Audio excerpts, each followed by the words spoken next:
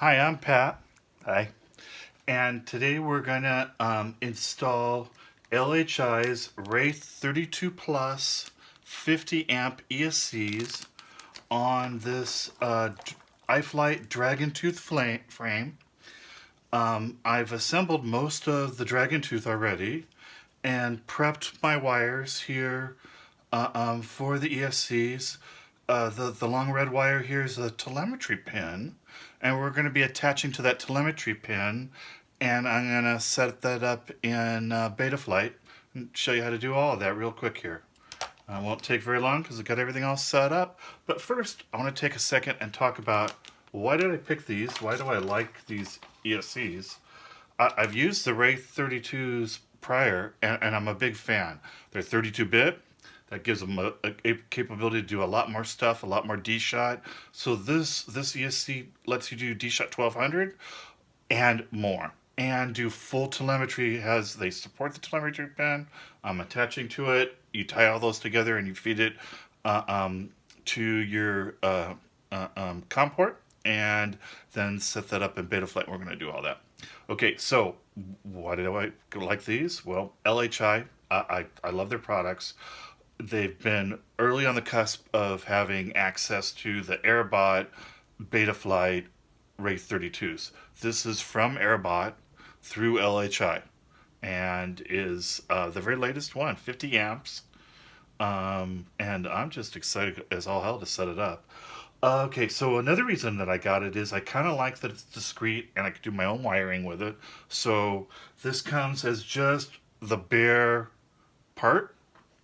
You get the part, you get a pin map and instructions. That's very, very handy.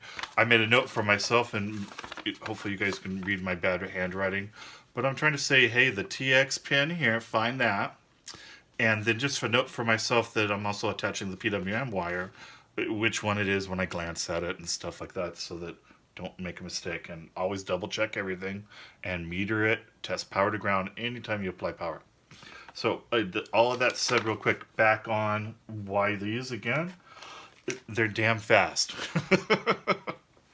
I'm really excited about it. This is a pet little project here. A little bit of old school dead cat, but it's a new frame from iFlight. And let's see, I have a CL Racing F4 in here.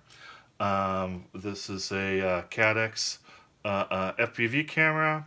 I have a Wolf Whip 30 by 30 mounts directly on the frame. On the inside, VTX that supports Betaflight switching also on that end of it. And over here, I have already installed, at least the front part, done the soldering on here. This has an LED that you can program, an RGB LED. That's another reason I picked this, and I love these because it's lots of horsepower. And hey, guess what? You can do lights and show status information with it, or make it look a neat color. I just put conformal code on there, but it's tacky enough to touch now and work with. I'm going to conformal code this side now, but I wanted you guys to see, to get a good look here at this thing. Tilt it in the right direction. There we go. More camera friendly direction. So that's the TX pin I'm attached to. Here's my PWM wire, power, ground, and then I'm going to attach my motor wires, and I'll do this one and all the one around, and then we'll go and set up the software. So I'm going to pause for a second. I'll be right back, and we'll take this from having all the wires hooked up. Okay, I just soldered the wires on this motor, and I wanted to take a second here, hold it up for you guys to see, and point out that I really also like the way this ESC is constructed. Has a nice wide solder cup for you to attach to. It's going to be able to handle the current very, very well, and it just solders in really clean. So I'm pleased with it. I'm going to shrink this down now, and I'm still with the only place that I ever use tape myself is servo tape as cushion underneath the ESC here, and also a little bit more light diffuser because the LED faces down on here, and we have clear shrink wrap on here, and I use clear double-sided gel servo tape. Got it on Amazon. All right, I have installed the Wraith32 onto the arm. Wraith32 Plus 50 amps. To summarize, it's conformal coated. I've attached the telemetry wire to the TX pin on the Wraith32 Plus, which goes to the RX pin on my COM port on my flight controller. I have conformal coated all of this. I like to go with this little old school style, although it's done more modern and all that plastic sidewalls. But so I'm old school just as a theme, and I cross the wires on these, and I'll do straight on the silver nut ones. Although these are all racing nuts, so they're all tight in the same direction. Didn't mean to go into too much about that. LED looks like it mounts real nicely, and this is looking really good. I'll come back to you when I've got the rest of them done. Okay, got the screen adjusted, and we're plugged in here, and I've done the other calibrations, but I haven't taken care of the ESC. Let me show you how to set up the ESC. I did take care of my other ports already, spare you all that. But we need to go over to configuration, and for one thing, this is D-Shot, and there's a lot of benefits of running the D-Shot protocol, and it's faster, so that's a no-brainer. D-Shot 1200 is, with this 32-bit, supports that, so why not?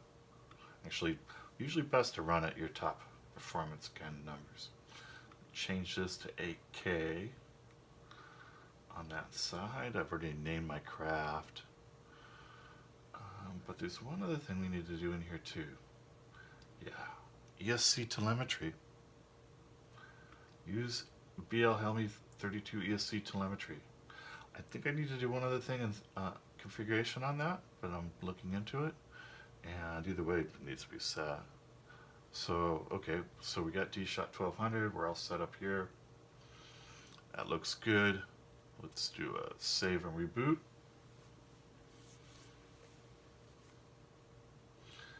And go verify this works. Go over here to motors. Understand the risks. I don't have props on it. No props. I'm just going to spin it here and you can listen. I don't think that the motors would come up visually real well to film, but verify everything's working. At 1, spin the right way. 2, yeah, 2's going right. 3's looking good. 4 is looking good. Sounding nice too. I can't wait to give this guy a real spin. Get it up in the air if we get a sunbreak, because it's been raining like crazy here. One thing about the Pacific Northwest in the winter, it rains. Anyhow, this is up and working. Let me unplug this and this for a second. I'll hold this back up. These have been just really easy to work. They're awesome. The current numbers are fantastic.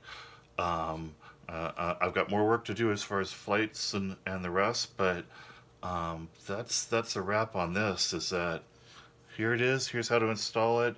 And as far as a review, 2 thumbs up. Well, 1 here. Have a good day. All right. Have this assembled now. All 4 ESCs actually went in very nice. It was pretty easy, all in all. See if you guys can get a picture, good view of this. So here they are all installed. Profile look. I'm really liking these. Fit nice. It was easy to solder with the cups the way they are versus a pad. I really found that actually really nice. And so I did do conformal coating on mine. That's an optional thing. Some people do, some people don't. I like to use clear shrink wrap because there's an LED there, and I'm going to make those glow and do more stuff. Although right now I'm not focused on that. I'm focused on let's make this thing fly. So that's all set up, but we need to set this up in Betaflight. So what we need to do, get plugged in here.